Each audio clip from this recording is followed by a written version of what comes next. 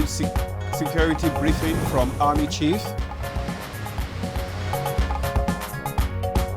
I just came to brief him on the outcome of my visit to the Northeast region and look at other security situation across the country. Vice President Shettima unveils Nigeria's digital plans for growth. The success of our cashless reforms has positioned Nigeria as one of the most dynamic fintech ecosystems in the world. Senate proposes tax on sugary drinks for health funding. What we should have done is to come with a motion, to draw the attention of the executive arm of government to make these adjustments. And on Good Morning Nigeria today, we shall discuss ban on food ripening chemicals.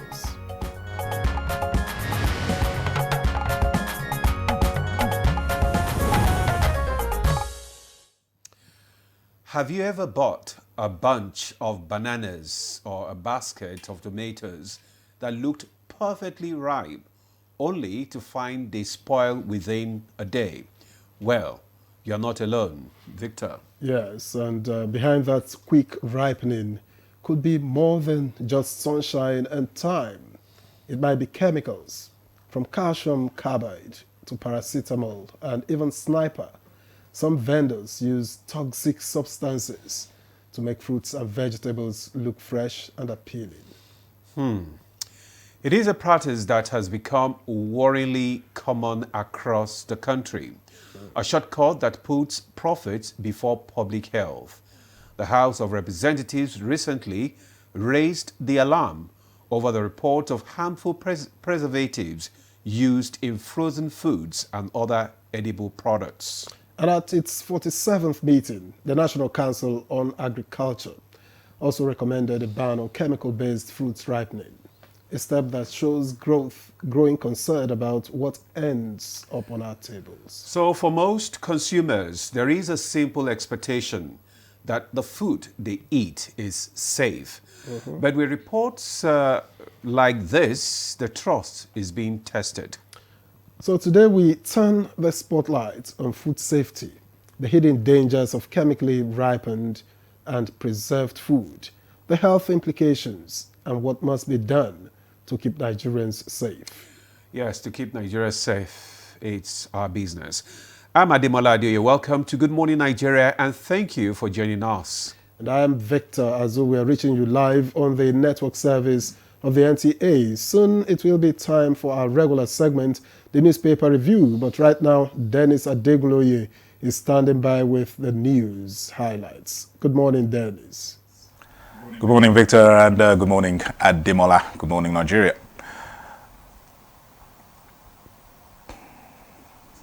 President Bola Tinubu has received a first briefing from the new Chief of Army Staff, Lieutenant General Waidi Shaibu. The Army Chief was in the State House on Tuesday evening for the first time since the inauguration of the new set of service chiefs about 2 weeks ago. Upon assuming office, Lieutenant General Shaibu swung into action by visiting the northeast region of the country to meet with the troops. Digital technology and innovation hold the key to increased productivity and economic prosperity. Nigeria knows this quite well. That is why it is placing digital technology at the core of its economic diversification drive. At the Digital Nigerians National Conference and Exhibition, Vice President Kashim Shettima said, in shaping the nation's digital future, the federal government is prioritizing investments in ICT infrastructure, literacy and skills acquisition to build a digital system that will be accessible to all and can sustain economic growth. Every line of code written by our developers is a new export product. Every piece of intellectual property created by our brilliant minds is a new national asset.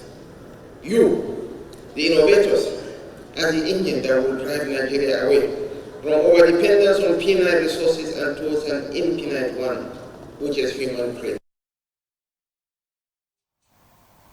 The Senate is working on legislation that proposes earmarking of excise duty on non-alcoholic, carbonated or sweeten beverages to the health sector. National Assembly correspondent Salami Ali reports that opinions were divided during the debate on the bill due to perceived implications. A major source of funding in our healthcare delivery system has been withdrawn, one as a result of policy of the Donald Trump administration and then as a result of donor fatigue. What we should have done is to come with a motion, to draw the attention of the executive arm of government to make these adjustments. The House of Representatives is moving to tackle border security issues with the Ministry of Interior proposing a comprehensive national policy to address security challenges along the country's land borders. The proposal includes reviewing the ECOWAS Free Movements Protocol to curb cross-border crimes. The absence of multilateral joint border security framework between Nigeria and neighboring countries is a challenge. We also need to properly delineate the Nigeria borders and produce an updated map of Nigeria border frontiers. We need to deploy more technology. We need to have drones that would survey and man our borders, because we have boots on ground, but boots on grounds cannot be everywhere. The quest for gender equity in Nigeria has reached a major milestone with the inauguration of the Senator Oluremi Tinubu Gender Center of Excellence at the National Institute for Policy and Strategic Studies, Kuru, in Plateau State. First Lady Oluremi Tinubu, while inaugurating the center, said efforts to dismantle stereotypes against women and promote inclusion must be a shared national agenda. I am particularly pleased that the center's approach includes both men and women. Actual progress will come when both genders stand as allies working together to dismantle stereotypes, open opportunities, and strengthen our collective humanity. Those are the highlights of the news at this time. Good morning. Nigeria continues with Ademola and Victor after this break. Stay with us. The Renewed Hope Initiative RHI presents the RHI Green Nigeria Challenge. Go green today for a greener tomorrow. This national competition is in 3 categories. The household category is a tree planting competition amongst 11 frontline states in northern Nigeria. Each participating household in Adamawa, Borno, Bauchi, Gombe, Jigawa, Kano, Katsina, Kebbi, Sokoto, Yobe and Zamfara states will plant a minimum of 1 tree to qualify, with a video evidence of before and after the tree planting exercise. 20 million naira would be awarded to the best household. Submission deadline is 20th December 2026. Community category will see local governments, local communities, schools and NGOs reclaim and transform degraded or abandoned areas such as dump sites, landfills, parks and their likes into green, vibrant gardens, parks and eco-friendly spaces. 50 million naira would be awarded to the overall best community group. Deadline for submission is 15th July 2026. States category will have all states of the Federation and the Federal Capital Territory, excluding Enugu State, have a chance to address the growing threats to environmental sustainability and cleanliness. States will be judged based on the number of trees planted on major roads and inner streets and how clean they are. 100 million naira will be awarded to the best performing state. Already, Enugu State has 100 million naira for being RHI's model green state due to its greenery and cleanliness. Video evidence must be submitted by participating states on or before 20th December 2026. All entries must be directed to RHI Office, State House, Abuja, or email rhi.greenchallenge@statehouse.gov.ng. RHI Green Nigeria Challenge. Go green today for a greener tomorrow. Give more strength to your hair with Mega Growth Leave-In Strengthener. It's infused with nourishing oils and conditioning proteins, so you can say goodbye to hair breakage. Wow! Mega Growth Leave-In Strengthener. For an exclusive 3x skin effect, try Nivea Men Deep powered by Black Carbon. For 48-hour deep moisture, a fresh skin feel, and a long-lasting masculine fragrance. Make an impact with Nivea Men Deep Impact Body Lotion. Try Nivea Men Deep Roll-On for 72-hour antibacterial sweat protection.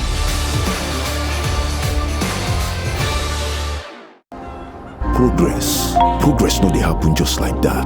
It dey come from support when you need am. Mommy, I got the school fees. You too much. Na money point oh. Money point, thank you. Customer, na transfer abi? Confirm. Bro, na transfer. Na money point oga. Oh, na confirm. Progress na peace of mind when you know say payment go land as Sure Banker.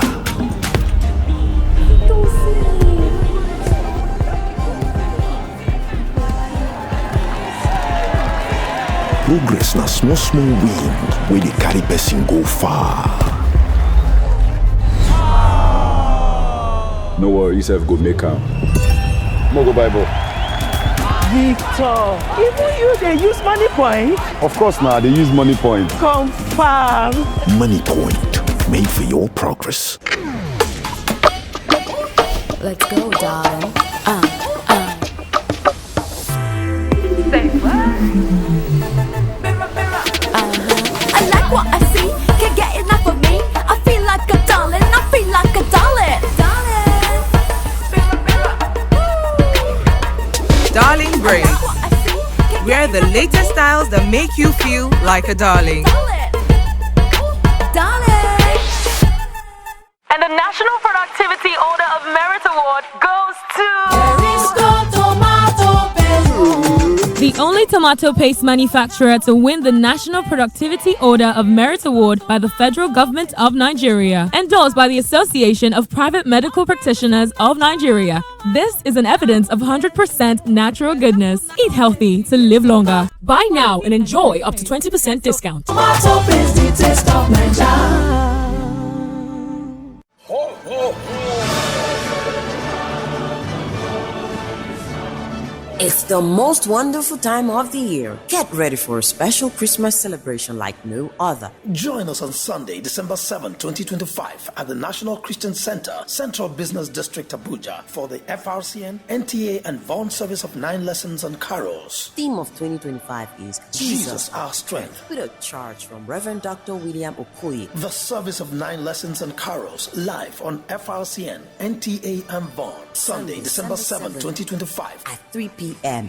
Be there at the National Christian Center, Central Business District, Abuja. Don't miss the service of 9 lessons and carols live on FRCN, NTA and Vaughan. Join us and celebrate the true meaning of Christmas.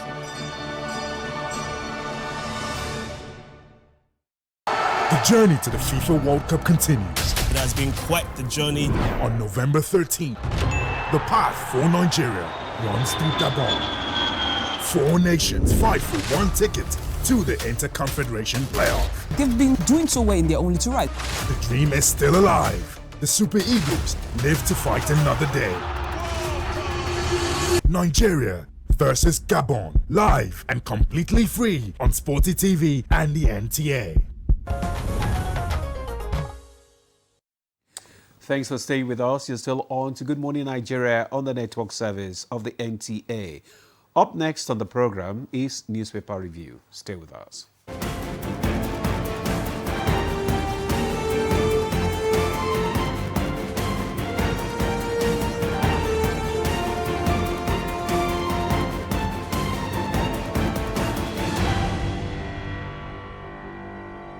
Okay, let me introduce Chukwudi Okoli-Ubaja, who is trying very hard to look like me. Good morning and welcome Between me and you, who's senior? Why they try to look like you? You want to look young. You'll be reported to the elders. You want to look young. They have wonderful palm wine in Ubulo Kitty, where he comes from. I'll be appeased only with kegs and kegs of palm wine. My darling Demola, how are you doing? Leave that boy alone. Good to see you. Same here. All right. How's the family doing? They're doing great. One day at a time. I can see you are really bubbling this morning. Let's begin on a business note. Okay. And I'm starting with the business NG. Race to 500 billion naira. Banks battle the clock. And just above it, you have that tiny red strip. Investors fear sell-off as Nigeria raises capital gains tax. That's on page 2.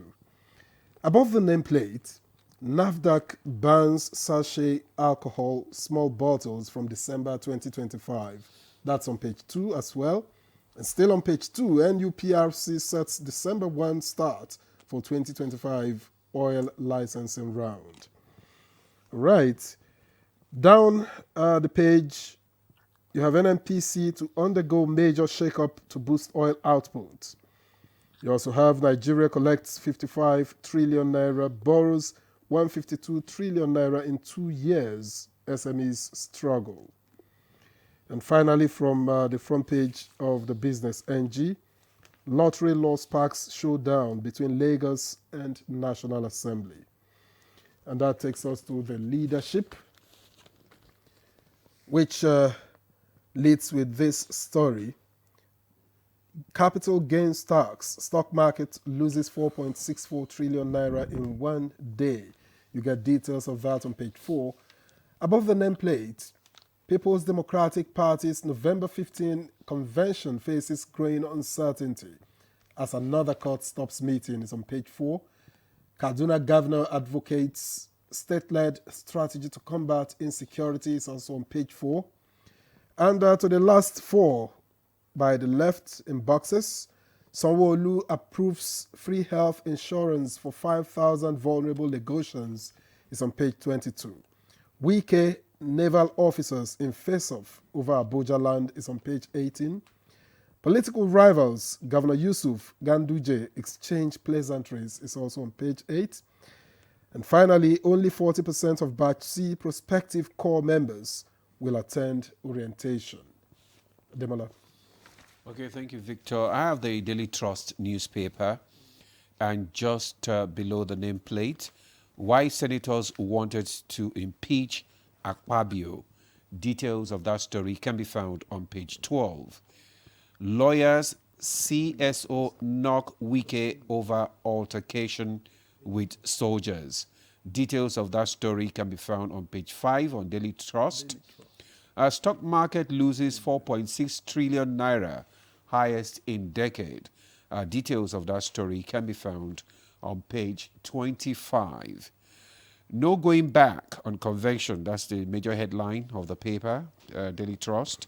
And that is, details of that story can be found on page 3.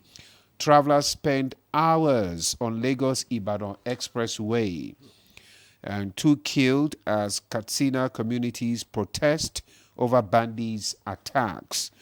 Details of the story can be found on page 6. 48 hours to World Cup playoff. Super Eagles boycott training. That's so sad. Chooks.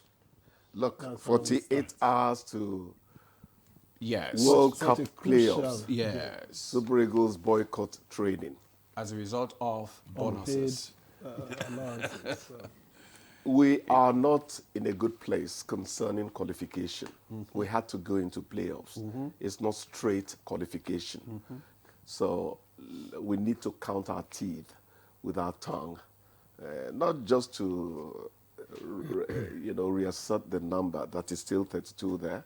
There are still 32 teeth, but to ensure that what people yearn for out there stands a chance of being, because there was a time football was like our second nature. When I remember, I don't know more than 3 names in the Super Eagles as we mentioned. Okay, Victor Sime, Moses, Nwabama, Nwabali. I don't know the rest. But I can reel out the Shegu Digbami series. It tells you something. It's not because it was my time. It was because they made profound impact. And Nigeria was made proud. So let these young people also walk in those footsteps, and it's going to help. I'm not saying that maybe they the should things just they're asking look into for, their case. Yeah, that's exactly where I'm going. I'm not Perhaps saying because they know that when you cross this stage, it's farewell to it. You probably will never hear about it again. No. I don't think so. You know, everything boils down to management of situations. I was just reading why lawmakers, why senators wanted to impeach Akpabio and all that. Everything is management. Well, at the end of the day, we wish our boys luck. I told you I don't waste time watching local league and all that, but for crying out loud, I'm a Nigerian. I must support my country. But let them play good football that would make us continue May to you have spend that time trust to watch English and get us to qualify, by the way. Yeah, get us to qualify, you know. And we hope we'll go beyond the group stages when we get there. It's a long way. Talking about management, you were talking about this. Yeah, okay. Former Abia State man was saying that really there were rumors about lawmakers wanting to oust Akpabio were not unfounded. The story is about management, procedural matters, how to go about, you know, that's why I mentioned management.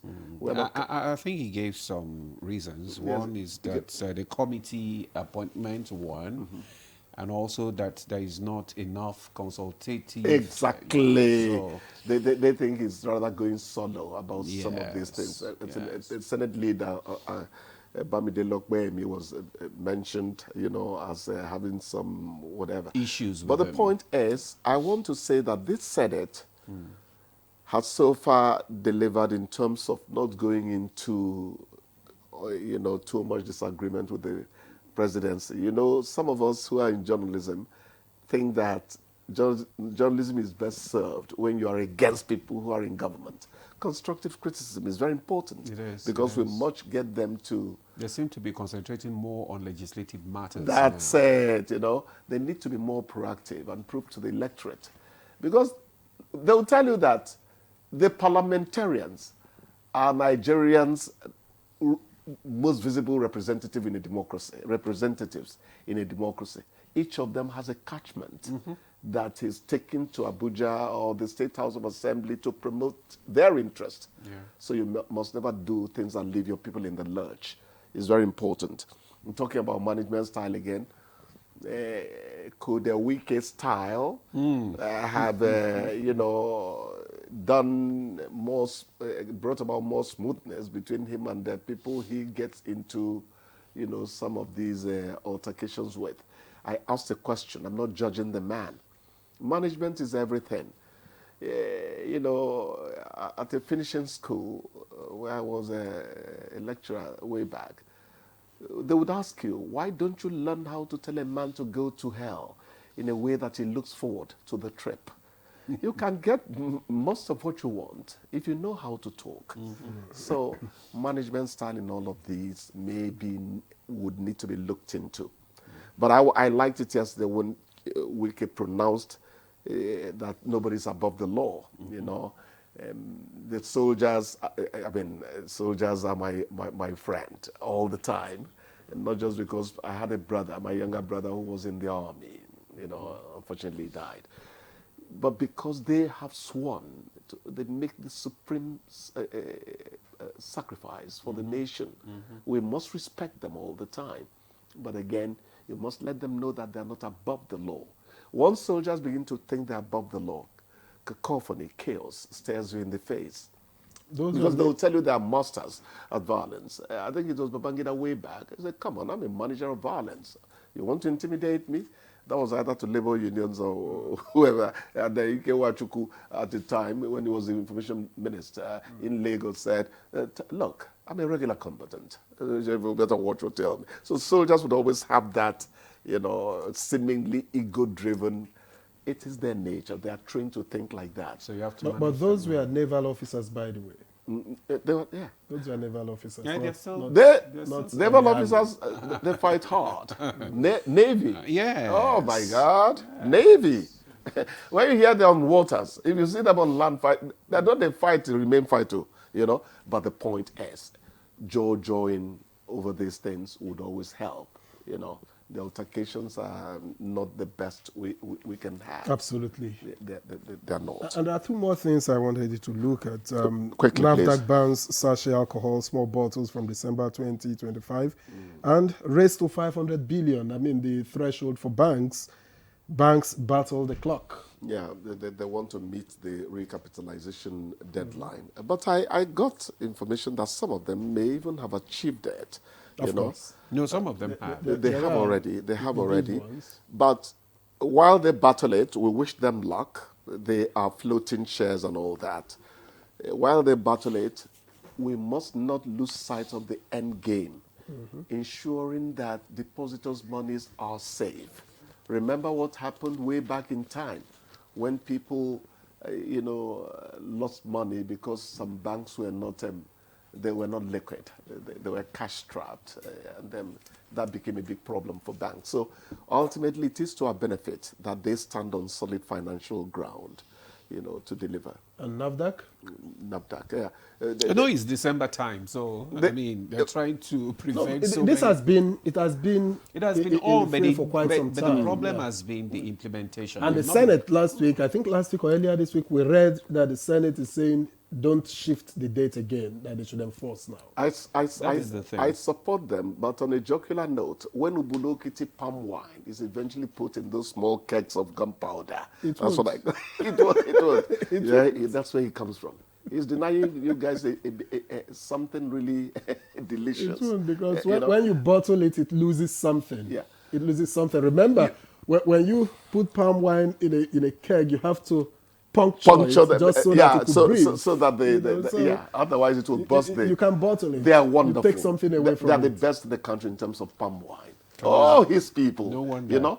But what NAFDAC is trying to do is to ensure that it is not so easy for you to get this thing, tuck it in your pocket and sip on the road and all that. Especially during the season. Yes. And they call it Dirty December. Dirty December. I plead with you to give me some of yourself so I can be like you for at least 5 minutes. You're so organized and orderly. But there's something about you. When you utter some statements, I begin to think that beyond this facade, in quotes, there's a man that is dirty in December. Victor, what man do you now? He said it, I didn't say it. No. I'm just listening to both of you. A man that is dirty in December. It's okay. PDP convention. 15, no going back. Remember, they said that supposed to be back. 8th, that's Saturday, last Saturday. No going back.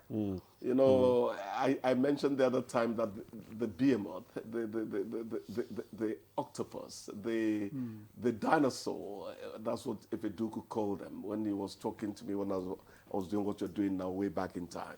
So the PDP has hit the dinosaur scenario. The environment could not contain it anymore. I pray that's not what has happened to PDP. Because at the end of the day, we want people who will be in opposition to hold the government to account beside us. Do you think there is still PDP? That's the big question. There is still something that looks like the PDP. There are people in the PDP for whom it is unthinkable to cross to any other party. They are still relishing the big organization that started from G34. Remember Alex Ekweme and the rest of them, how they put together. I remember then that they said they will rule for 60 years. Yes. Indeed. I hope those have not become famous last words. Anyway, so we have to say thank you for coming this morning. Thank you. Looking forward to seeing you again tomorrow. It's okay. All right. Thank you, guys. Enjoy your day. Have a great day. You too. All right, we'll take a break now. When we return, the conversation will kickstart. Stay with us.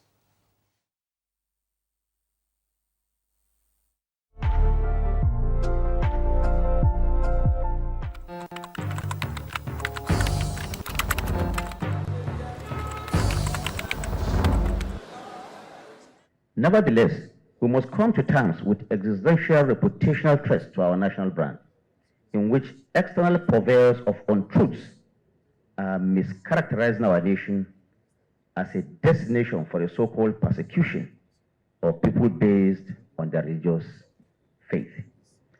This is a propaganda externally woven by those who want to break or weaken our unity. For the upteenth time, I'm emphatic that there's no iota of truth in the communication that is out there that there is a deliberate, calculated effort where one particular religion is targeted for extermination. I therefore urge us to use the instruments of public relations crafted in truths and facts to vehemently reject this single despicable narrative about Nigeria.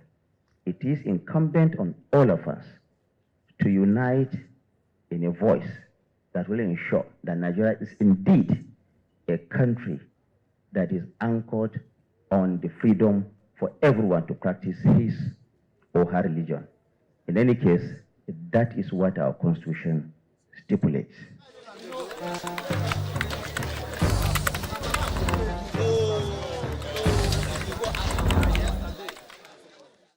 Give more strength to your hair with Mega Growth Leave-In Strengthener. It's infused with nourishing oils and conditioning proteins, so you can say goodbye to hair breakage. Wow! Mega Growth Leave-In Strengthener. The journey to the FIFA World Cup continues. It has been quite the journey.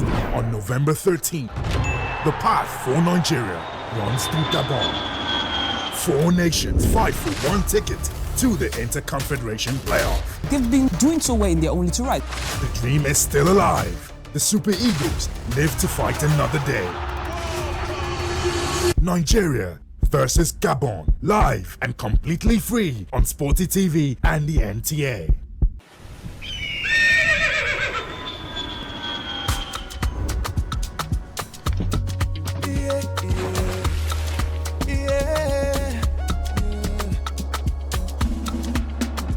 From the Atlantic across the savannah to the Sahara, we rise, a land of the free, we know they tire.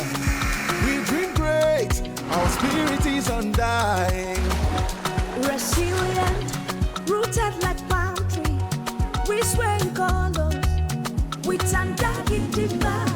We make solutions, we ignite passion, yeah. Ethnicity is unique, we have more than destination. We are Nigeria,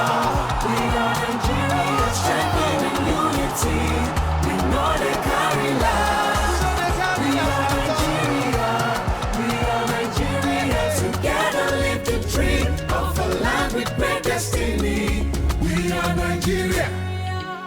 I am the real Nigerian. Brought to you by the National Orientation Agency, NOA. All right, thank you very much. Of course, we are discussing today the ripening of fruits and food with dangerous chemicals. But just before we go into that conversation, let's take this background report, which is put together by Joseph Otsen.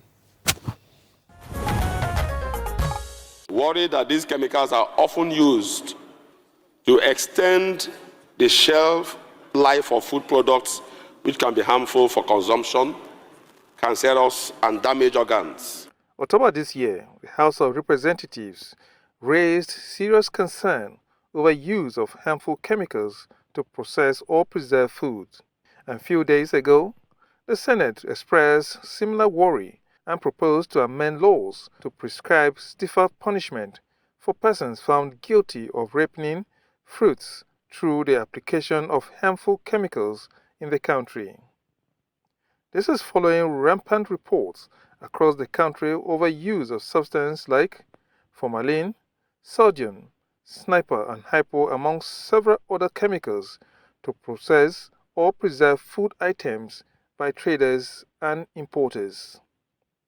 For instance, the preservation of grains with sniper, washing of fruits and vegetables with detergents to enhance appearance, use of calcium to artificially ripen fruits, and adding banned Sudan dye in palm oil.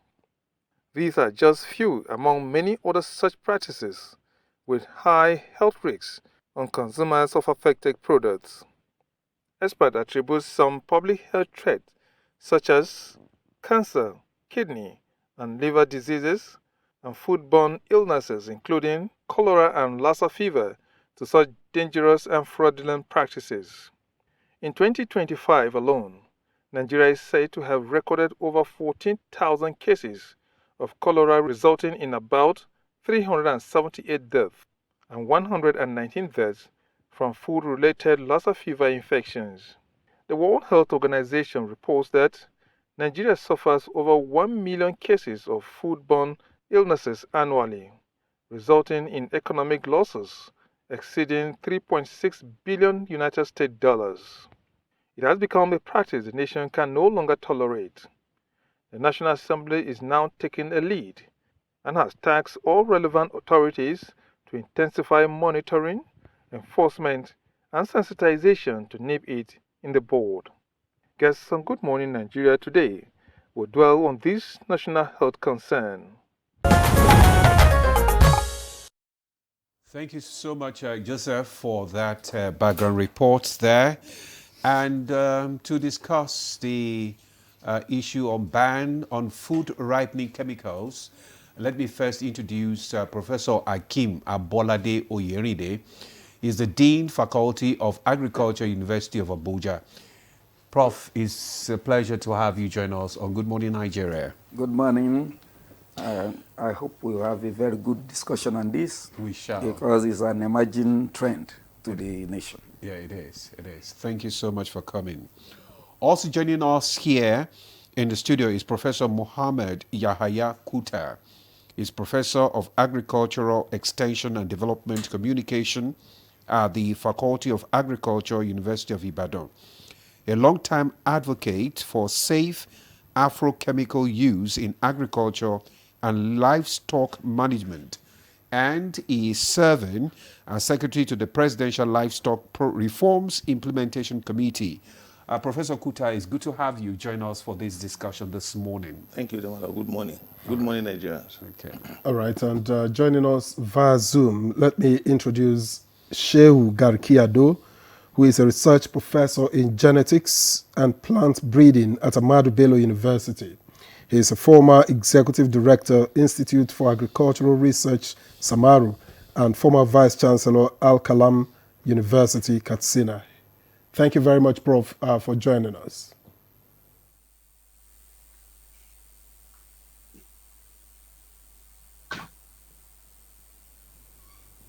Okay, I think he will come around. All right. So let's kickstart our discussion now with Professor Kuta.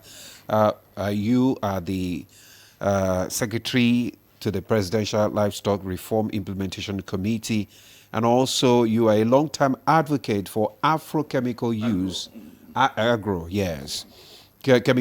agriculture and livestock management. Tell us some of these chemicals that are being used, to ripen, the foodstuff and the health challenges involved in this. Thank you very much for this opportunity, and I know that the International Institute of Tropical Agriculture in Ibadan, around 2020-2021, constituted a team that were called Coalition Against the Use of Paraquat. That is a dangerous chemical that was used in Nigeria for herbicides and agronomic control. But this chemical was already banned in the home country of China.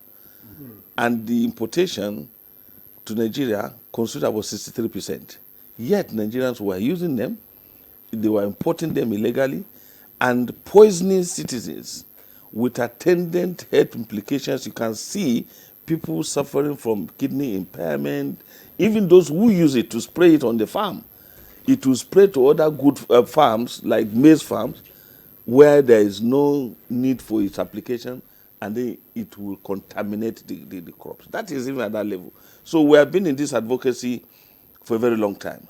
Then, unfortunately, the high level of ignorance, greed, and farmers' inability to understand the risks of using some of these chemicals to ripen food or products like banana, plantain, oranges, and many of them like that, without knowing that even handling some of those chemicals have implications on their health. Just handling them. Handling them. Somebody who sprayed some of those chemicals confessed that after using it, he had to suffer from some respiratory diseases. Because those are very dangerous chemicals in the countries of origin. To handle them, you need gears and everything to use them for safety. But we don't have the gears, we don't have the safety valves, and then they continue to apply them at the detriment of the consumers. The consumers will see a ripe food, consume, but already the chemicals will now affect the content that after ingestion will now cause a lot of damages to the internal organs. Particularly, many people come down with kidney diseases. Many people come down with other ailments that impair organ functions without knowing the root cause. These are purely a product of the food product that they have consumed without knowing. And basically, this is where extension education has become paramount ingredient of Nigerian agricultural system. Because if the farmers are educated about some of these things, they will avoid it because they know it is going to be dangerous for their health. Unfortunately, NAFDAC, that is supposed to be the agency of government to monitor, sanction many people involved in the sale, distribution of some of these dangerous chemicals, is already overwhelmed in dealing with people on matters of fake drugs and other issues. So I think this is the time for Nigeria to even have another NAFDAC for agriculture-related, control, so that it won't be just dealing with drugs, because NAFDAC is dealing with drugs. Be duplicates of all? No, because NAFDAC is incapacitated. For example, the paraquat I told you has been banned in China after government policy that NAFDAC said they shouldn't import again. A consignment came into Nigeria after the ban. And do you know the reason? That those who took LC to import those chemicals gave excuse that they have already placed order before, so they must sell it at what cost. This is where, in law enforcement, I'm very happy listening to that background. National Assembly coming up with laws that can, mitigate some of these things. But it's not even the law that is the problem. It's implementation. Who are those to police the implementation of these policies? This is where patriotism and professionalism have to come in. Because, for example, when there was argument about NAFDAC already banning the importation of this paraquat, because we took the campaign to WTO, we engaged with Okonjo-Iweala, who happens to even be in Nigeria, and she condemned the attitude of dumping all poisonous chemicals on Nigerians. And Nigeria should not accept it. However, who are those complicit? Those in business of these chemicals are the culprits. They will go ahead, import, and find a way even to smuggle it into the country. And before you know it, you find it on the shelves.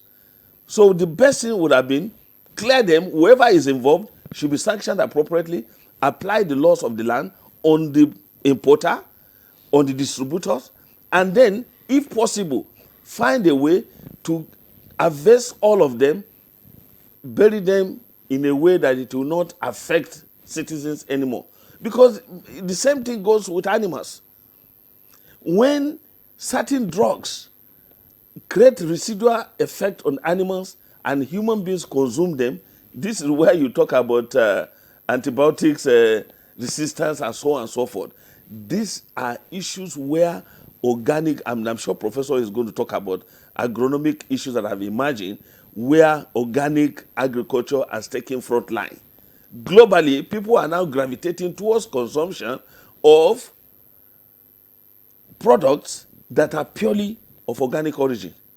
They may be more expensive and they are more assuring for the health of the people, because this is where cancerogenic substances that are contained in some of those chemicals will end up affecting human health. Now, when we visited Brazil with Mr. President as a committee on G20, we visited some farms producing chicken, organic chicken. No single chemical is applied except feeding from beginning to the end. Anyone that is having a health challenge is called out of the stock and either taken to where it will be treated, but not part of this organic product.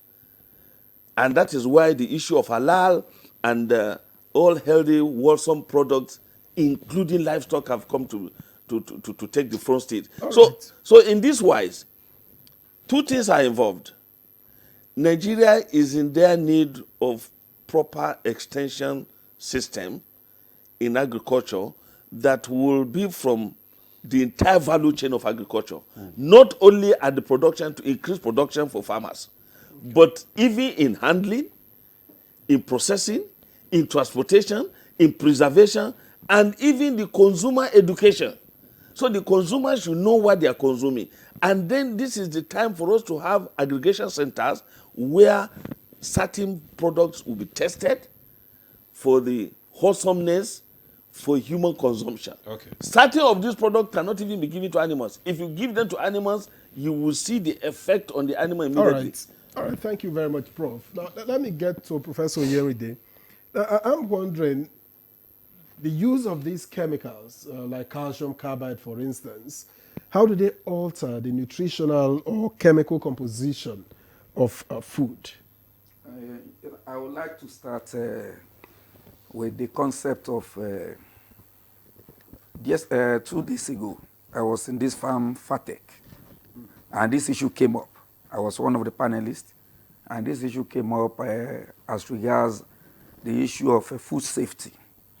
Because what we keep on clamoring for is food security. But now the danger is the safety of what we are consuming. So one of the participants asked a question on that. Now, food safety, how are we getting all this banned commodity as agrochemical that are coming to Nigeria? And I remember in 2023, I was part of people that trained people for pest control unit in Ministry of Agric on safe use of agrochemical. And I remember the major thing we have is like when you alter the issue of a duplication of a function. I'm part of the Pesticide Council as well. You know, Nigeria as a nation have Pesticide Council, which Entomological Society of Nigeria, which I happen to be a fellow of that society, is part of the council. The issue at stake is those chemicals that we are talking about. The issue of paraquat and a host of others are just trade names. You are talking of the active ingredients. Why we got ourselves to this extent is that the farmers are not informed. They are not informed. In that training, when we ask them, how are you doing your application? How do you know the chemical to use? How do you select it? Who give you the information? They said, no, we just go to the shop and we ask them. And they said, put 1 gongoni, put 3 gongoni. Because it's not working, we are not doubling the gongoni. So the fact remains that, as a nation, I would like to talk a little about what Prof talked about NAFDAC. People that are handling agrochemicals in Nigeria, we have SON, we have NAFDAC, we have pest control in the Ministry of Agric, we have another unit in the Ministry of Agric that procure this agrochemical. So, like the answer I gave to them in that program is that the problem we have in the country, I've been involved in so many talk on the use of agrochemical because it's not only pesticide. Pesticide is the one we are talking about. You start from fertilizer. Fertilizer is still part of agrochemical. So the issue, the reason why we are having this problem is the farmers does not have people to assist them. And they have produced. And they want to increase the shelf life of that commodity so as not to sell at the farm gate and sell at a loss. That's the problem we have. In most of the nation, they have subject-specific extension That's what they do now. It's not only crop that we have the problem of this pesticide. We have people that are producing clarias, that's a fish. And for them to increase the shelf life, they put foam, put sniper there and rub it on it. So when you get there and you see it's clean, if you are consuming poison. That's right. So the issue is we should see it as a call to action by the nation. Whether it's livestock, even people that are doing slaughtering of cattle, slaughtering of animal, butchers, preserve it if they cannot finish selling. But as a nation, I'm a little bit close to some of our agency, income and a host of others. They've produced, even universities, they've produced cottage prototype of equipment that we can use to increase shelf life of this commodity. Because when you add chemical to whatsoever you are consuming, you are increasing, because the farmer will not be able to wait for the expiring period of that chemical. If you add chemical to in terms of post-harvest handling, if you add chemical, you need the shelf, you need the period, waiting time. A farmer that is poor, that has put phosphocin and a host of other in his commodity, the family is there's hunger, want to send children to school, need money urgently. We not wait for that period, we take it to the market. So I used to advise people that even if you want to buy beans in the market, if you don't see insect there, don't buy it. If you don't see insects, yes, don't buy it. That is if you go to where people are doing oranges and a host of others, you see them rubbing this on fruits, on tomato. Because what a trader, a marketer want to do is to ensure that what is given to you is attractive. And you know, people are not informed. People will now go for the one that doesn't have small spot or small rot. Because there is another aspect of food safety that aflatoxin and a host of other that is pathogenic in nature. But the major thing is you must be conscious of what we call it farm to fork. Farm to fork in the sense that whatsoever you produce on the farm will end on the table. So if you know it will end on the table, you must be conscious of what do you do. The issue of adding carbide is that they want to hasten the period of ripening. But how does it alter, the chemical nutritional composition of the food itself? It does that because, we have minimum residue level. That's why some of the products that were exported in Nigeria were rejected. The reason is that it exceeded minimum residue level that would not be harmful to human being. All commodities have that. So the issue is immediately you put carbide, it changed the system of that, whether banana, whether mango, or whatever you want to use it to ripe. So immediately it gets that it will change the nutritive contents. And you will consume that residue of that agrochemical. And when it gets into the system, the first point of call is the liver. The liver, that's why we have liver problem, that's why we have kidney problem and a host of others coming in now. As soon as you consume it, it goes into that system and we start killing those organs gradually. And because majority, I remember when we have the problem of, what do we call it, in Kaduna, the problem of ginger in Kaduna. At the House of Assembly, you know what they call is that they said, no, let's go and call this Ministry of Health that is dealing with the issue of pandemic and a host of others. So when they get there, they said, no, this is a crop-based, a plant-based problem. You have plant protectionists. At the end, they form a committee using people from ABU and a host of others that are experts within pathology and entomology. So the issue at stake is Nigeria is blessed with human resources. We have adequate human resources that can solve our problem. But the issue of plant protection is always neglected when people want to plan agricultural practice. The next thing they will do is whether animal health or plant protection, they said, no, let's just produce. Let's ramp our production. You can't ramp your production without thinking of how you protect your products. So the fact remains that we need to increase, one, have synergy among all our agencies that are involved. Okay. We must have synergy among them. Because I remember whenever you get there, I'm the competent authority. No, you are not the competent authority. They will fight on that one for long. No, it's not about competent authority. It's about the interest of the nation. How do you assist the nation? How do you save our populace?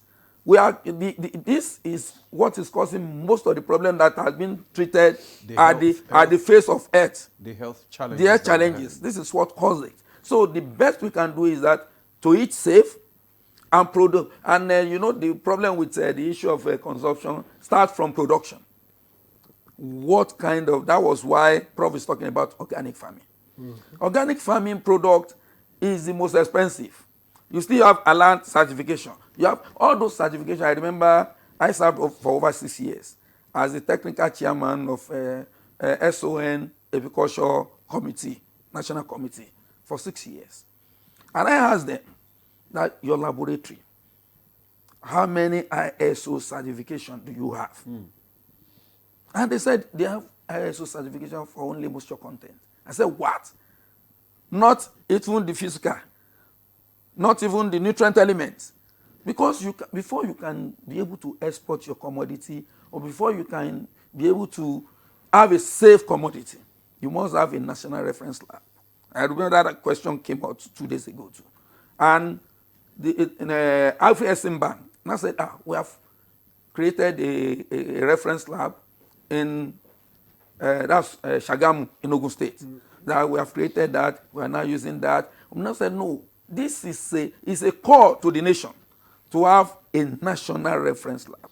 Small countries like Rwanda, Ghana, this is why they are having access, because ISO have certified those commodities for safety. There will be ALA certification, there will be EcoCert certification. That's for organic. If you're able to get to that, people that are consuming our product will be safe. It's not the foreign, it's not the EU market or foreign market that should be telling us that we are poisoning Nigerians. Because when yam was exported, it was rejected. When beans was exported, it was rejected. Because they are now telling us that what we are eating at home is poison. So the fact remains that we need to assist the smallholder farmer, because whether we like it or not, they are the one producing most of what we eat. Okay. And at that event, I told them, I said, look, we are in this event now. Where are the farmers? The farmers are the ones that undo what we eat. They're supposed to be part of this conversation so that they take it home. With that, you address more people. But you are only addressing the elites. I raised that. So the fact remains that we should think of how do we step up the knowledge. The subsistence farmers are waiting for us to assist them. That's where we have the problem of our extension. The extension collapsed. The ratio of extensionists to farmer, and if we have ask Prof now, is more than 1 to 10,000. Yeah, and the it's terrible. Okay. So the best we can do is let's help our farmer. Farmers are waiting for us. In 2013, we did a survey in FCT, and we were able to get 38 plants that the FCT community are using to protect their crop. Okay. They are plant source. So after we finish that, we said, oh, this is what we should develop, and now develop it into dosage and get the active ingredients and use this so that the farmer will continue to use this instead of using and adopting dangerous agrochemical. Okay. All right. Okay, Prof. Thank you so much. What you have said is that we need to step up knowledge on the application of these chemicals. Not that all these chemicals are bad. Yes. Yeah. The major thing is for you to know use and disuse. Yes, and the application of it. Most of them, those who are using it right now, are using it wrongly, and they don't have the waiting time. I don't know if our Zoom guest is still there. Okay, let me come back to you, Professor Kuta. I mean, just like what he has raised now, that there is no adequate knowledge on the path of the users of these chemicals. And because of this, that is why we're having all these challenges, health problems, and all that. Are there any alternative, to these chemicals, chemical-based food preservation methods? Are there any alternative? Historically, the indigenous practices of our farmers is legendary. As Prof said, they have their own indigenous mechanisms of handling some of these issues before the introduction of these dangerous chemicals, and they were doing well. But suddenly, we abandoned our indigenous knowledge system, what we call popularly in extension call IKS, is abandoned. And that is why today you find it difficult. Farmers on their own will even venture to apply the chemicals they don't know because they don't have guidance. And the opportunity this offers Nigeria is that extension will need to be situated properly in the Nigerian agricultural system. As Prof said, the bulk of food produced and consumed in Nigeria is in the hands of smallholder farmers, and they constitute about 80%. The large-scale farmers that produce massively cannot be compared to these smallholders, and these smallholders are the ones that are involved in the production and immediately taken to the market, and then the populace are having the first contact for consumption.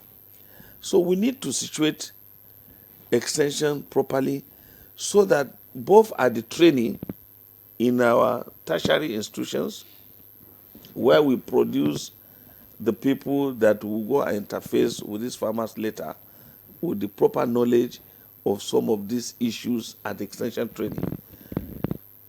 In addition, the moribund nature of extension that has succeeded in Nigeria is the train and visit system that was introduced under the ADP structure financed by the World Bank in the 80s to early 90s. But immediately the World Bank funding was withdrawn, extension and ADP system collapsed.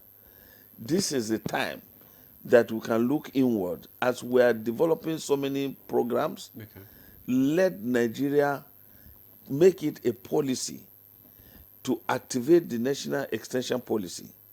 Let the National Assembly pass a legislation on that policy so that both federal, state, and local governments will now operate with a framework that farmers in Nigeria will begin to benefit from a knowledge-based agricultural practices, not accidental application of what they don't even know the details. Not many farmers are literate enough to even read the procedure, and they don't have anybody to guide them. So we need this window to create a new paradigm in terms of extension structure in Nigeria. What we have in NRLS Zaria, that's Nigeria Agricultural Extension Research and Liaison Services, is purely academic, but the practical component are in the ADP systems.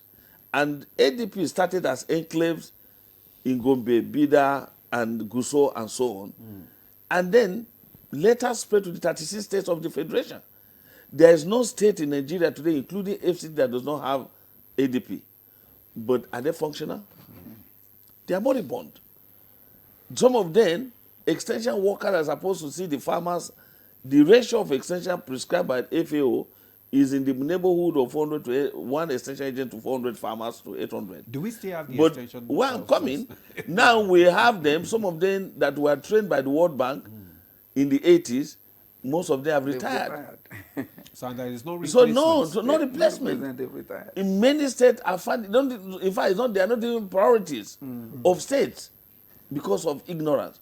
But my advocacy has always been that the way we did empower and be giving money to people free. Are you doing anything to actually encourage the youths now to go into these, extension services and all that? Because just like you said, that the ones that have been trained have been phased out as a result of age.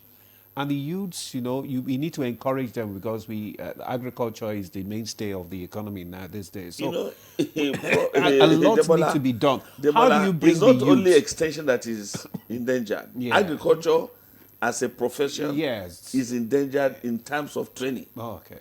At the University of Ibadan, we did a survey. Out of the students that were in the faculty of agriculture at that time and veterinary medicine, 43% of them did not apply to read agriculture. They were rather conscripted to read agriculture. Majority applied to read medicine, pharmacy, and other courses, but because of limitations of number, they were forced to read agriculture. So if you see any student in agriculture faculty today, majority of them are just there physically, but their minds are not there. And when I gave the last 45th university lecture at the University of Ibadan, I challenged the entire ecosystem of agricultural training. That how can you attract young people to go into agriculture when you are training them to use hoes and cutlasses? In their practical year, they are all being trained using hoes and cutlasses. Ask any student, can you drive a tractor? They don't even know how a tractor looks like. Meanwhile, we are awarding contracts. Tate Fund is giving grants. Construction of mighty multi-billion edifices and houses and hostels and training facilities in the university, but no tractor for faculties of agriculture. And we are all complicit, including Prof and myself. When NUC hire us to go for accreditation of courses in the universities, because we don't want to kill a Greek. If they say, how many tractors do you have? Say there is one. There was a day I went to a university for accreditation.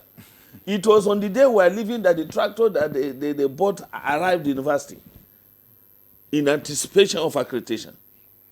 So how can you attract young people, the Gen Z generation, to go and carry horse and cutlasses when they can operate a system and make millions, and their counterparts in other climes are making billions out of IT? But the good news is, in every difficulty, I like to quote Mr. President. When he inaugurated the Presidential Livestock Reform Committee, he said, people see challenges, but I see opportunities. In every challenge, there is an opportunity. This window of opportunity lies in the current wave of precision agriculture. Agriculture is, according to Mr. President, he said you should make it sexy. Make it attractive. So that everybody will gravitate towards it. When you go into precision agriculture and greenhouse technologies, you are going to beat all the odds that you require to use chemicals in an enclosure.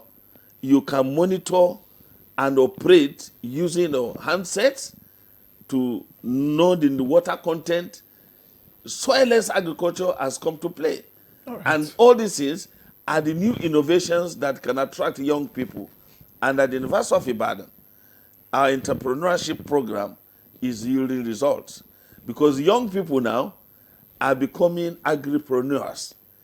They are into aqua products production, processing, and marketing, and all kinds of creative things that they can live and survive even as students and even become employers instead of job seekers. So if we make agriculture sexy, attractive, young people will come into it. Because we have the huge population of young people. And that is where the risk is. I quite like the idea of sexy agriculture. Perhaps I'll be attracted too. Yes, I'll be under Prof's tutelage. But talking about, the policy of the ban on harmful substances, harmful chemicals for agricultural use. You know, the problem we always have is implementation. You have alluded to that earlier, Professor Yerinde. How easy is it that, you know, food safety can be monitored across Nigeria's fragmented chain? You are talking about from farm, you know, to the next point and to the next and onwards. Okay. You know, when we have this kind of national opportunity or global opportunity, I always love talking about professionalism of agriculture. I will still go back to your question. The reason why the young ones are not interested in to come into agriculture is because this issue of our Council or Institute of Agriculture that has been in the Senate over time. There was a time that former late President Muhammad Buhari was about signing. Because if you want the younger ones to come in, it must be attractive. Yeah. The training must be something juicy. When the president talked about sexy agriculture, I said, one of our alumnus was the one that first promoted the issue of sexy agriculture. Since he graduated, he has never worked under anybody. He's the DG of Youth Employ. He called me last week that he wants to celebrate 10 years anniversary of that. So the kind of training we are doing now, I've been teaching agripreneurship for over 15 years. What we do now is to make sure that they be job creator, not looking for job. So on the issue, I remember at the floor of one AGM of Deans of Agric, ADAN, Association of Deans of Agriculture. This was discussed, that the issue of point of entry, the issue of where do we place our graduates. That is why the children don't want to come. I remember when I joined University of Abuja, even with my master's, I was giving assistant lecturer. But we were able to reform and get what they've been using in ABU as far back as 1981. That with your first degree in Agric, it's a professional course. You are an assistant lecturer. MSc, you are lecturer 2. PhD, you are lecturer 1. And that's what we are using. So ADAN, as a group now, we are now working on how do we integrate that. You know, whatever you want the young ones to do, you must make it attractive to them. But that's not what our discussion here is for.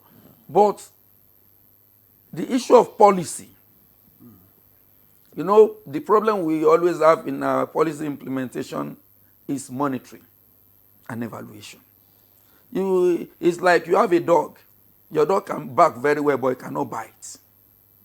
So the concept is, if you have a policy on ban agrochemical, who are the watchdogs? Who are the ones to manage and monitor what is happening? You can imagine when Prof said, we have flocks of banned products coming to the nation. Through where? We have quarantine, we have custom, we have so many agencies that are in charge of this. But when you still talk about it, you see that you have a policy. Nigeria has the best set of policies. But the major thing, policy will not work. Policy is just in a paper. It will not work until when you have a scheme to implement it, to monitor it, and to manage it. And that's why we are so fortunate having scholars in Nigeria. If you go online, you are looking for anything, any area of study, Nigerians are leading. I think the only set of people that are leading, that are a little bit higher than us in terms of publication, is India. So it means we have the resources, we have the expertise. What we just need is to tap in on that. And President Bola Ahmed Tinubu, renewed hope agenda, is transforming most of these things. When Prof is talking about not having tractor, we have tractors in Cheddar, still standing there after commissioning. So I'm shocked that what are these implements still doing here? When you can share them to all the University of Agriculture in Nigeria. Not all the faculties of agriculture. You understand? When you share it to the university give it to the Faculty of Agriculture. The equipment, I stay in the big shed. So I pass through those axes every day. Whenever I see it, my heart blinks. Now what's wrong with us? This is a waste. The government has invested so much in getting those agro implements. What are they meant for? The season is gone. So the fact remains that I remember I was able to attract some new developments into my faculty. Now that is doing greenhouses almost about 20 for us now. Naseni is doing agro training center. They have all the feed, livestock, fishery, and crop production. When we gave them the land, they said they needed expansion. So I said, don't worry, let's complete this. And they are targeting that the number one in the nation, which is the president, will come and commission them. The students, when they got to that place, they said, this is what we should be using to train them. Exactly. Hydroponic is there. Yeah. So I said that in one of the programs that in the next 10 years, the way we are going, nobody will look for any white collar job again. Because I have graduates now that are already exporting fish out of Nigeria. And such a child, you can't give him even 1 million as a salary, he will not stay.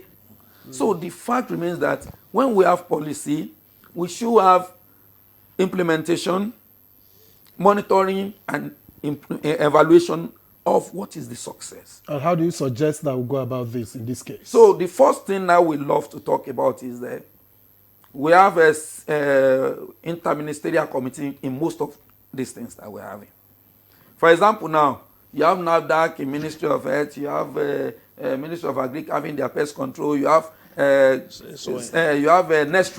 Nestra in environment. So it means that this problem is multifaceted.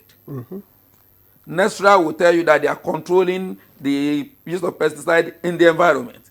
I teach a course on global, we call it conventional issues in crop protection. And being in COP22 in Marrakesh, I was invited by the United Nations to come and present my paper on the global warming issue as regards cowpea and honey production. What is the reason? The reason is most of these things, apart from having impact on human, on us, it has impact on our environment. Okay. And the one on the environment, as you are using the agrochemical, everybody is spraying now. If they want to control weed, they will just go and spray herbicide. When you spray the herbicide, the runoff takes it to the waterway. It percolates down. You'll be drinking it in your bowl, in your well. It goes into the waterway, destroy the what we call the blue economy. The blue economy is the one that talks about ocean, rivers, and a host of other. So, if we don't curtail this as soon as possible, the danger that is ahead is small. So the best we can do is that let's have an interministerial setup committee to implement on this. The interministerial committee will now develop an output, a roadmap on how do we handle these challenges. Sister agencies within the ministries that have something to do with this, trade and investment is involved too. God, the FACAN is under them. They are promoting all these sales. So when we now have them together, they become the think tank for the country. The First Lady is doing something on vegetable production. So it means anybody that grew up in Nigeria knows that we always have garden at the backyard. We don't even go. In a Yoruba land, a woman that goes to market to buy vegetables is a lazy woman. That's the culture. But we've drifted from that. What we are now doing is to go to mall, shops, to go and buy a vegetable. I told them in Israel, in Galilee Institute, that the only country that is safe, that is good, that you can claim that is God's own country is Nigeria. And they asked me why. I said, in Nigeria, we don't plant things. We throw it away, they grow, and we'll start harvesting. So that's blessing from God. So if we have a good network and the major interest of all of us should be on the nation. How do we save this nation from where we are? How do we save this nation from where we are? Thank you so much, Prof. We'll come back to you. Okay, Professor Kuta.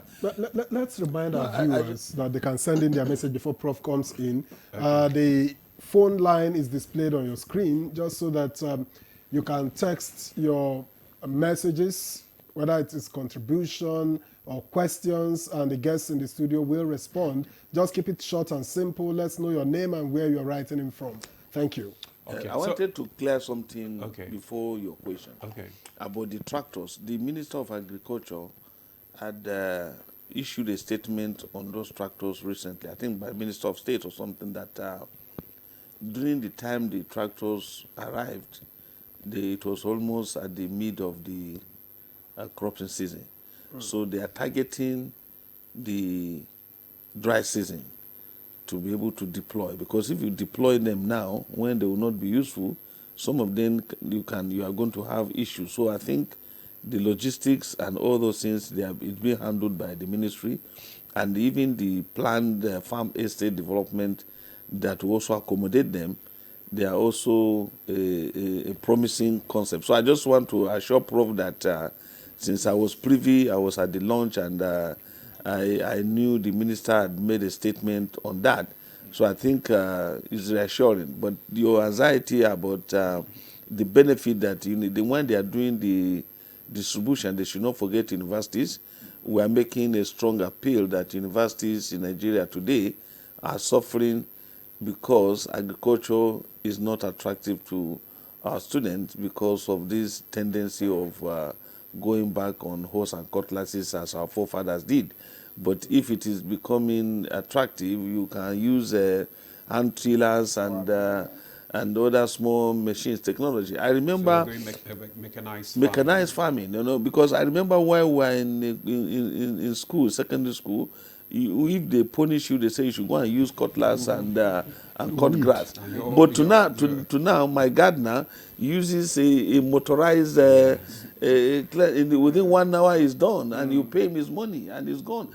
So I think these are the things that we can introduce to young people so that they will become attractive, they will become more curious, they will become more interested, and then the precision agriculture that has come on board will also facilitate that. Okay, thank you very much for bringing clarification on that. Let's look at the economic impact of this ban now on ripening chemicals. Will it affect the food industry, particularly the small-scale farmers and vendors? Because, right now we're talking about the high increase in food, items in the market, although they're gradually coming down now. So, will the ban lead to increased cost for consumers? And if so, how can we make healthy food affordable, to the common people? Well, it's simple but complex, because the transactional nature of our agricultural system has left a lot of dent, where the producers have to go and find means of production on their own.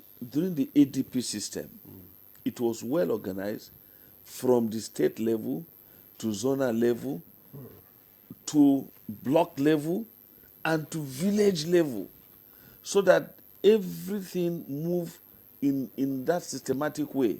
But now the farmer is left to himself to go and find a way out of his problems and challenges. This is where the problem is. However, value addition should be encouraged in our agricultural system, where technologies, even if it is not large scale, that can be deployed to process so that people can sell, and then more healthier and wholesome for the consumers, should be encouraged. Most of times you notice that mangoes at the peak of seasons get wasted, oranges the same thing. And it means there are cottage industries for processing some of these products for the consumers it will reduce the wastages that are associated with it and the anxiety to apply chemicals to hasten so that they can also make quick money. Because it's out of greed and anxiety to make quick money that they want to ripen and make the money immediately. But then, out of ignorance, he is not aware that handling those chemicals is not only dangerous to his own health too, but also dangerous to the ultimate consumer. So there is a high level of knowledge that should be inculcated at all levels, and then states and local government should begin to invest. Now that Mr. President has given local governments autonomy, they will get their funding direct. They will be able to use some of these fundings to address the peculiar nature of their environment, especially farmers. 75% of Nigerian population lives in the rural areas. And the preoccupation of this 75% is agriculture. Either, no matter how small they are, they put together the aggregate of the bulk of the food that is produced and is being consumed in Nigeria. So Nigeria should begin to think in a creative way that cottage industries will begin to address some of these shortcomings. And I will not run away from it. Even if you ask me 10 times, I will say you need properly trained extension professionals to handle their training and even the concept of agribusiness. Because many of the farmers don't even keep records. And we are now graduating towards record keeping, towards data management, so that they will be able to calculate their gains and where they are losing. And the most important for us is the issue of guaranteed minimum price. Government have a role to play. Good. Because in every setting, government interventions cushion the effect of all negatives around the environment. I remember when I had the opportunity to serve in Niger State with in the government of Dr. Babangida Aliyu as Secretary to Government, we used to have what we call buffer stock. In this buffer stock, the products at the peak of harvest, we encourage to purchase all of them and put in the grain reserves or the specific reserves for keep. And when there is scarcity, or during the period of fasting or Ramadan, or festivals of Salah, Eid al-Fitr or Eid al-Kabir, they bring out some of this and send it to the wards, not to the market. And that either the Emir's Palace or the District Head's Palace, people will join queue to buy some quantity at government-controlled prices. That reduced inflation and made food more affordable to the citizens. So government played a role. Okay. Instead of just leaving it to market forces, and then at the end of the day, citizens suffer, and every day you have adulterated products, some wastages that are associated with them is because at the level of glut or when there is massive product, farmers just want to sell and go away. And then the issue of bringing dry season farming is going to be the game changer. There is a irrigation dam. The government is working on that right now. Yes, it's working. That's why I'm saying that even those tractors are being preserved for the farm estate. There is a dam in Wushishi in Niger State that I'm very familiar with. They call it Tunga Cow Irrigation Scheme. It's targeted about 10,000 hectares, but not more than 30% is being cultivated, capacity is being utilized now. In that community, rice grows 3 times in a year. After the rain fade one, by the time they are harvesting, they will just be back home. The tree will sprout on its own again.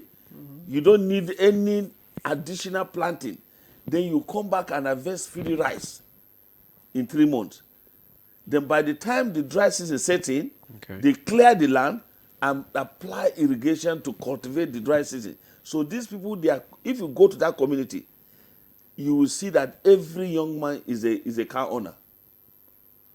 And there is nothing like rural-urban migration. They are all living in that community. There was a day, NTA celebrated 100 marriages as a part of economic prosperity in the community. I remember that clip is there. I think Mary Nobaje was all covered the NTA to celebrate the community because there is economic what? Prosperity. All right. Thank you very much, Prof. We'll go on a break now.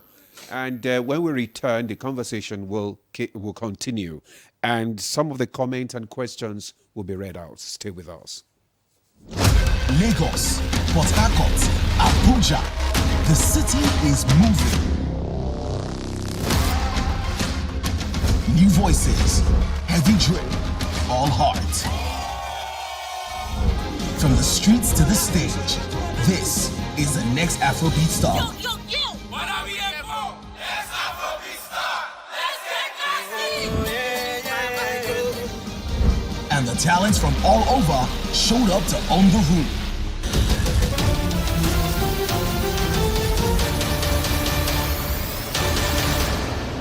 But they're not alone. Spiritual. Gospel.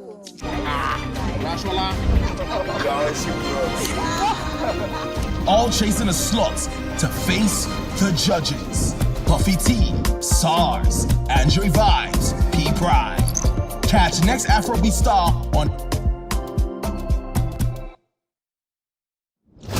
Lagos, Port Harcourt, Abuja. The city is moving. New voices, heavy drip, all heart.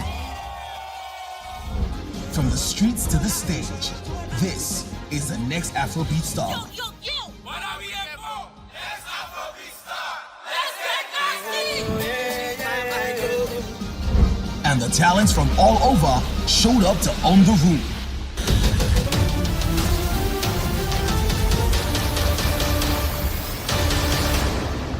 But they're not alone. Spiritual. Gospel.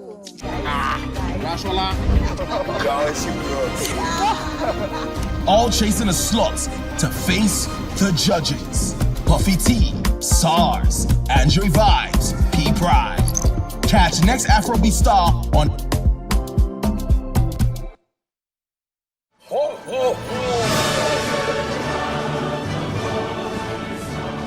It's the most wonderful time of the year. Get ready for a special Christmas celebration like no other. Join us on Sunday, December 7, 2025 at the National Christian Center, Central Business District, Abuja for the FRCN, NTA and Vaughan service of 9 lessons and carols. Theme of 2025 is Jesus our strength. With a charge from Reverend Dr. William Okoye. The service of 9 lessons and carols live on FRCN, NTA and Vaughan. Sunday, December 7, 2025 at 3 p.m.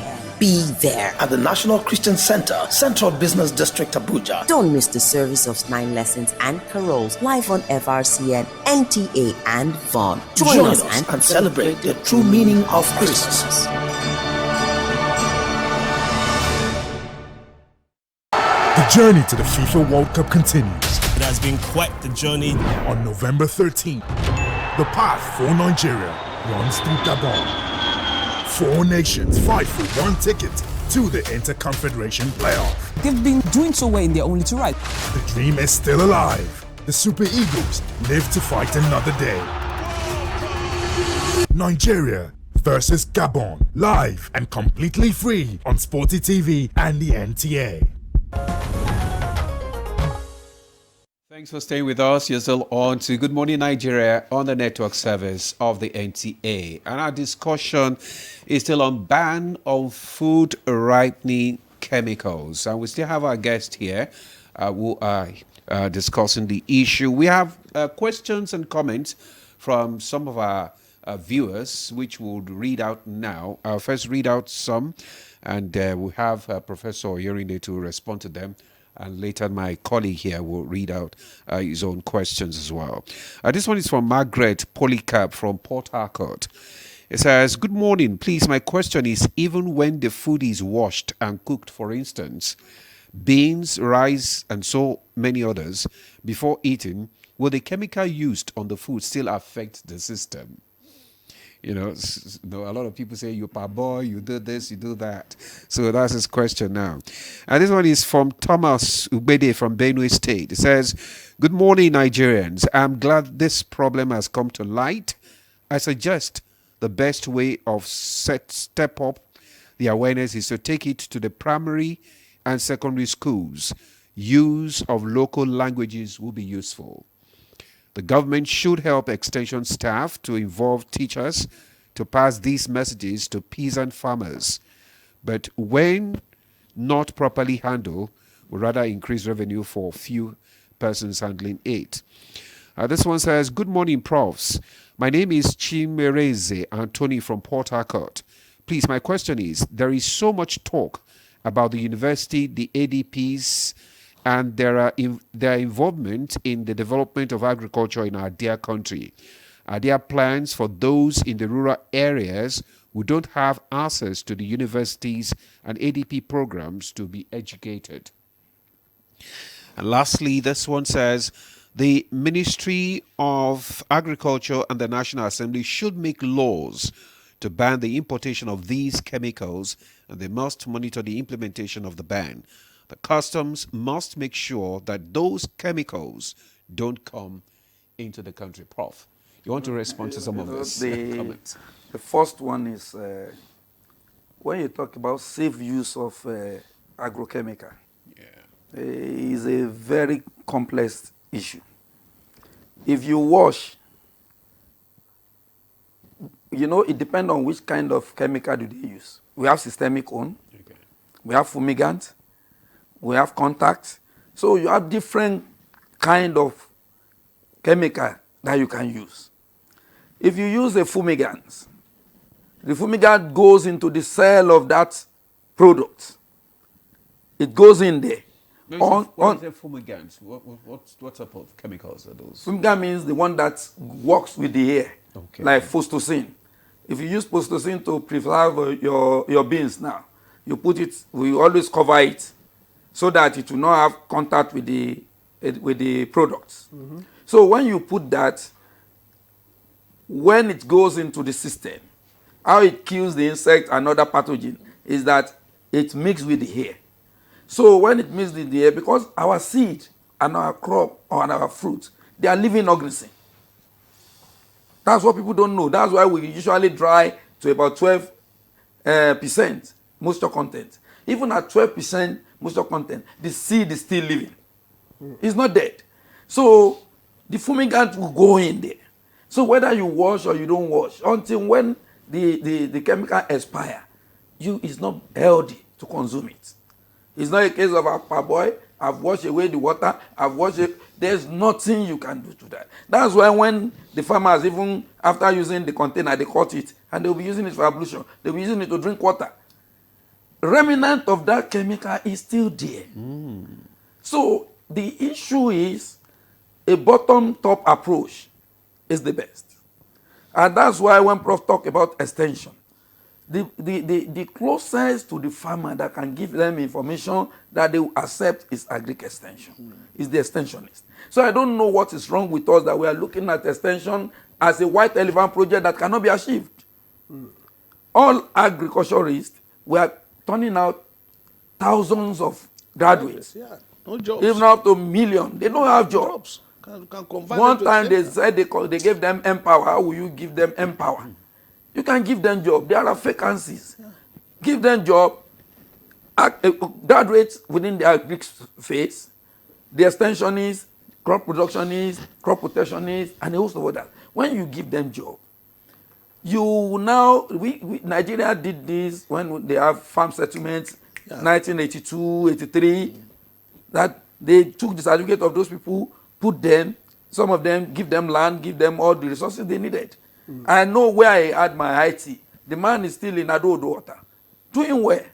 He has over 3,000 palm oil, palm tree, oranges, and a host of others. He's doing fishery, he's on 10 hectares there. That was given to him in 1982, he and his wife. They are graduates of UI. So the issue is, you are claiming that people don't have jobs. The best we can do is, let's engage this young lad The younger generation have access to the whole world on their phone. So if government empower them, give them job, they have sense of belonging, of serving. And with that, they will be the closest to, they are informed. Because if we are looking at how will the information get to our high 75% population in the rural area, the easiest way is for you to empower these little ones, increase the number of people that can do extension and have discussion with them, live in their locality, have discussion, so that we will start solving the problem from bottom. All right. Thank you. Up. Thank you, Prof. But Let me take the messages. I don't think he has answered all the other questions. The one with the ADPs? The ADP, the government, you know what we like doing most in Nigeria is to copy. We copy a lot. If a state adopts one ADP, I know the other state will adopt it. The ADP have become, just need to look for states to reform the ADP. That's the greatest option that we can do. Since World Bank left, every action, I did some work for ADP even in 2013 with Fadama 3 and a host of others. So the issue at stake is we have people that are looking for job. Most of my friends in ADP, they are all retired. They are above 60. So let's have the young lads go in there, and with that, we'll have people that goes into the interior and disseminate information about good agricultural practices. All right. Let's take some more messages now. And this one reads, "Good morning, sirs." He says his name is Malam Togun. He said, "I quite agree with Professor Kuta. As a professional farmer, I got to realize that paraquat is so dangerous that it causes a lot of harms to our farmers. When it was banned, we were all called to get informed, including the chemical distributors. But unfortunately, that dangerous paraquat chemical finds its way to the market again. May God bless Nigeria," he says. And this one is from Ofulue Ibodo in Asaba. "Food safety can only be managed if the literacy levels of farmers are monitored by the authorities concerned. Agricultural Extension Services, NAFDAC, Customs, and Health Ministry are duty-wise culpable in checkmating the excesses of the uninformed farmers. I had stopped buying fruits and I eat beans with utmost risk." This one is from Princess Stacy. "I want to thank the profs, especially for the advice on the purchase of beans. I now know better that weevils in beans means healthy. I have been scared of buying beans, but now I know better." And finally, from Emmanuel Elue in Lagos, "Please, the government agencies tasked with protecting citizen consumers should act now so that lives will be protected from some of these dangerous chemicals used in preserving foods that we eat." So, Professor Kuta, you want to respond to any of these? Well, it's just it's acknowledgement majorly, but as a rider to what Professor Akim said earlier, I will just give the government a wise counsel. Mr. President has done well in many fronts. We have witnessed the livestock revolution that is happening in a very massive, quick succession. I think Nigerians deserve agriculture, green revolution, in a way you want to call it. And Nigeria can take advantage of this army of young people. If you go to virtually every faculty of agriculture in Nigeria University today, they have churned out thousands of graduates. I'm telling you, 70% of them are not engaged. You can take a census of them. Call them to an agenda setting where they can become the champions of Nigerian agricultural revolution. And give them the necessary training, unleash them to the massive producers in Nigeria. They will be the game changer in our agricultural system. But instead of leaving them, graduating, doing nothing, is not healthy. And Prof is also aware that our curriculum is basically theoretical. In every aspect, there are not less than 10 areas of specialization in agriculture. That if Mr. A is talking about his specialization, if it's entomology, the man in agricultural economy is talking about farm management has to go to school there. And there are so many like that. So if we can design a national agenda that will unleash this young population into the agricultural space, rebrand the ADP system, fund it through special interventions, and then let the small-scale farmers be seeing these young people to put them through, there will be a massive change in the agricultural space. But would you say that the universities where you, incidentally, and Prof come from, have you done enough in developing natural ripeners, that farmers can fall back on? Have universities produced enough in that regard? If you see the products, basically of the precision greenhouse technologies, they are all within that frame. Nothing is lost to that. And there are different species, product of research, that are yearning for mass multiplication, but there is no wherewithal. Most state funds... Finance? Yeah, finance. Replication.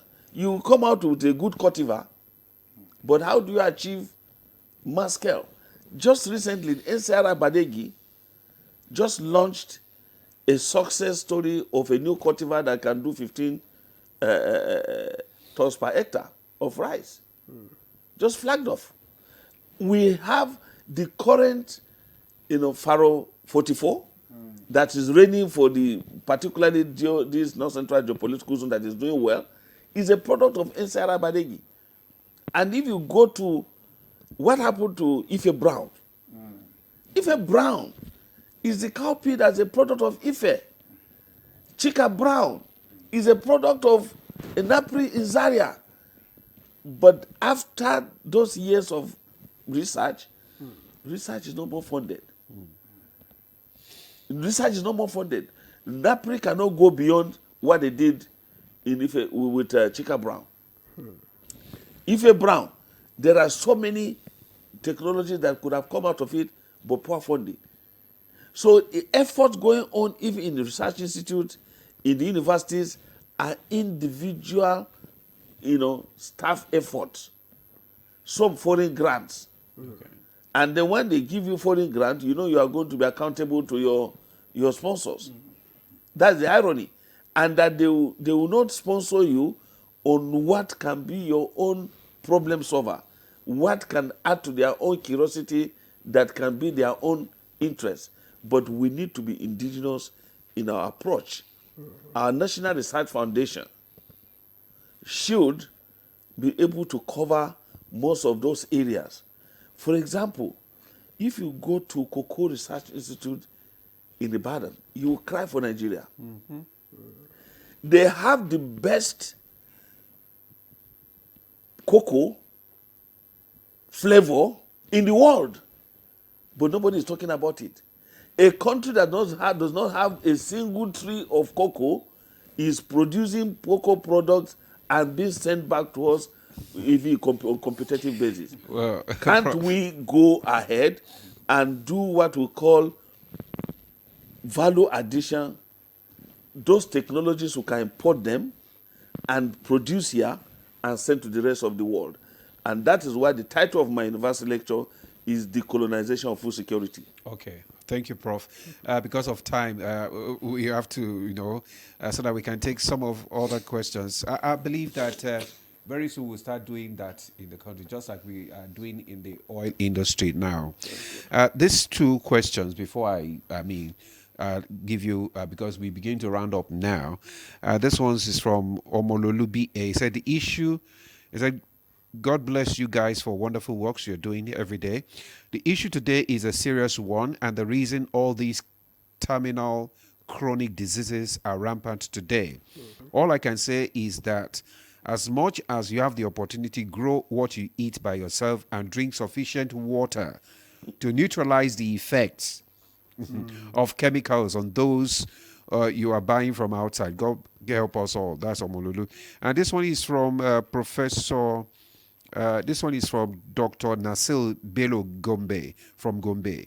He said, good morning. Ripening chemicals can be very useful when applied correctly, just like you said, and in safe doses. The key is choosing the right compound for the fruit type and monitoring timing to avoid negative side effects. And lastly, this from Dr. Olaiton Akinwumi from Ado-Ekiti. He said, good morning, sirs. I'd like to urge that government should ban harmful food ripening chemicals to safeguard Nigerians' health.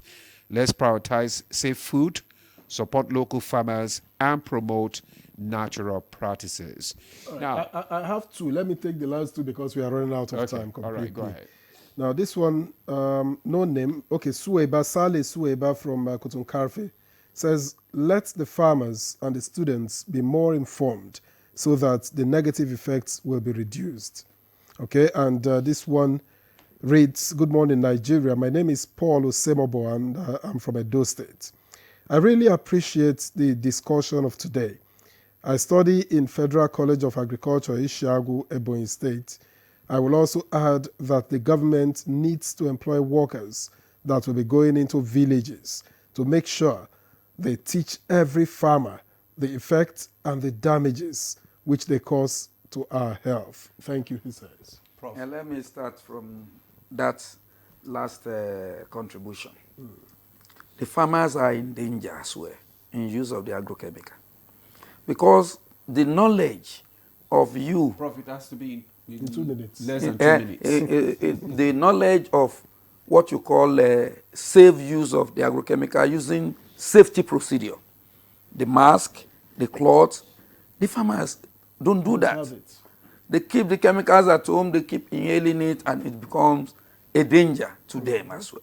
So they need assistance. And the best we can do as a nation is like what Prof has suggested. Let's have, as the President Bola Ahmed Tinubu said, emergency in food safety. Let's have food security. Let's have an emergency in food safety. If the President pronounced that, actors on the value chain of food can now join together to provide a sustainable solution. All right, thank you, Prof. Professor Kuta, your final words? Well, thank you for this opportunity. I will call on all media organizations to copy NTA, because NTA has done well for Nigeria in terms of, development engineering. Because what you are doing is development engineering. You are not bringing political discussions that will tear people apart and so on. Thank you so much. I think development communication is an ingredient, and Nigerian Guild of Editors, they are going to meet in Abuja very soon, and all other actors in the Nigerian media must take a cue from the NTA so that we are patriotic and we promote what is good for Nigeria. The feedback I'm getting is what I'm very happy about. So therefore, let me use on the final note to appreciate Mr. President Bola Ahmed Tinubu for all the giant strides in many areas of development, especially towards food security for Nigeria. And as Prof said, Mr. President can add additional food safety to it so that he will be the next, he will be remembered forever for saving Nigerians in this direction. All right, Professor Mohammed Yahya Kuta, Professor of Agricultural Extension and Development Communication at the Faculty of Agriculture, University of Ibadan. We thank you very much for your time and your thoughts. Let me also thank Professor Akeem Abolade Oyenride, Dean of the Faculty of Agriculture, University of Abuja. Thank you very much for coming. Thank you. Thank you for your contributions. We earlier introduced Shehu Garkiado, who is a professor in genetics and plant breeding at Ahmadu Bello University. Unfortunately, poor connectivity robbed us of his contributions, but we appreciate you nonetheless for making the effort. And that's Good Morning Nigeria. We thank you for joining us. We'll see you again tomorrow with another very, very informing topic. I am Victor as well. See you then. And I'm Adim Oladio. Thanks for staying with us and have a blessed day.